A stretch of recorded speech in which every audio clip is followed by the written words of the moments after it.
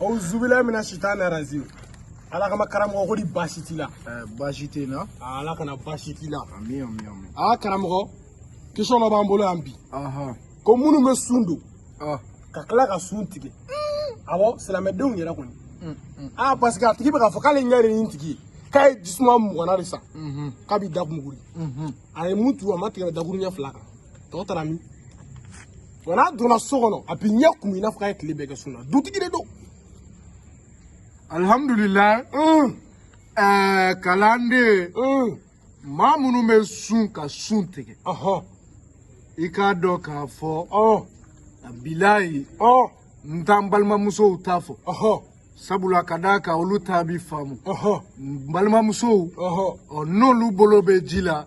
Sun dagalen tɛ olu kan. O bɛ faamu. Nka kamalen ngɔrɔ. Sanfa dugu fɔ. Bana t'i la. I ni ka kɛnɛ. I bolo ka kɛnɛ. I sen ka kɛnɛ. Ka sun k'a tigɛ. Kalanden. O kisa. A bilayi e ni ne si tɛ se o kɔrɔ. O tuma la n k'o kisa bila yen. O tuma la question dɔ fana b'an bolo yan. Nin fana y'an balimakɛ dɔ ye. Ko salon sunkalo la karamɔgɔ. K'e ma sun caman sun dɛ. Nin question bɛ yan dɛ. Nin tigi bɛ sɔrɔ i dɔnbaga ye dɛ. Kalanden. O kuma sisan an bɛ don ɲɔgɔn ka jɔ kɔnɔ. A question de posé yan nɔ. K'e ma tile caman sun salon sunkalo la. Alhamdulillah. Kalanden. Salon ne min bila.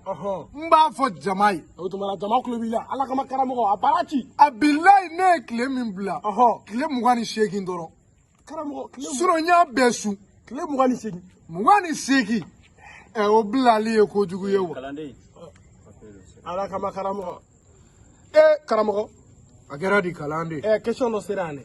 Ɲininkali tɛ wa. Émission banna. Ka ɲininkali to yen ne émission banna Kalanden. O kuma ne y'a f'i ye n ko fa de bɛ na. Ne ɲininkali min nana. Kalanden a fɔ ka na. N b'a bara ci. A bilayi. Ɲininkali tɛ. Fo n'a sɔrɔ a tɛ diinɛ kan. Ala kama morikɛ. Ne min don a fɔ ka na. Bon nin y'an balimakɛ dɔ de ka question ye. Ko k'a f'i ye karamɔgɔ k'i ka mami sira kɛnɛ kan. Ko i ka mami. A bɛ taa so. A bɛ taa